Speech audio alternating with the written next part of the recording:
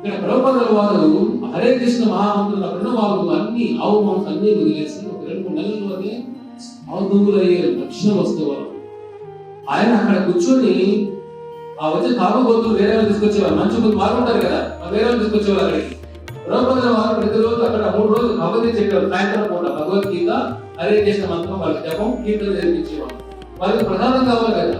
ప్రభుపాదుల వారు అప్పుడు చూడండి, ఆయన దగ్గర డబ్బులు లేవు, కొంచెం ఆయన కట్ చేసి అందరికి చిన్న చిన్న ముక్కలు ఇచ్చి పైన తప్పు ఉంటుంది కదా, దానిలో పచ్చడి చేసి పెట్టేవాళ్ళు. చూడండి ఏమిటి కష్టాలు. ఆ విధంగా మొదలైంది ఈ హరే కృష్ణ ఉద్యమం అనేది అమెరికాలో, చేతులు చిక్కి గవ లేకుండా. తర్వాత కొంతమంది వచ్చేవాళ్ళు ఊరికి ఒక $1 డొనేషన్ మీద పావలా 10 పైసలు ఇట్లా వేసేవాళ్ళు, తాగుబోతులు ఏదో వచ్చి. ప్రభుపాద దానితో ఆయన స్వయంగా చపాతీలు సబ్జీ చేసి స్వయంగా ఆయనే వచ్చిన తాగుబోతులు వాళ్ళకి ఆయన స్వయంగా వడ్డించేవాళ్ళు.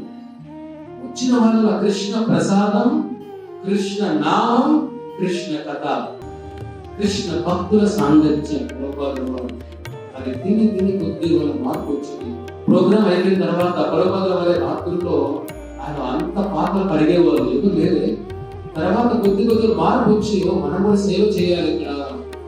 అలా ఆ సమూహం వచ్చిన తర్వాత ప్రభుపాదులు చెబుతారు, మనం ఒక ఉద్యమాన్ని మొదలు పెడుతున్నాం. ఆ ఉద్యమం పేరేమిటంటే ఇస్కాన్. ఇస్కాన్ అంటే international society for Krishna consciousness అంటారు. ప్రభుపాదుల వాళ్ళు మనం చిన్న రూమ్ లో ఉన్నారే, మన పేరు ఇంటర్నేషనల్ ఉందే. ప్రభుపాదులు అలా చెప్తారన్నమాట, అలా గ్లోబ్ తిరుగుతూ ఉంటారు కదా. కృష్ణ నామ శక్తి మీకు తెలియదైనా అన్ని జరుగుతాయి. బుద్ధిలో లోకి పట్టండి. Like, share and subscribe to HKM Hindupur channel.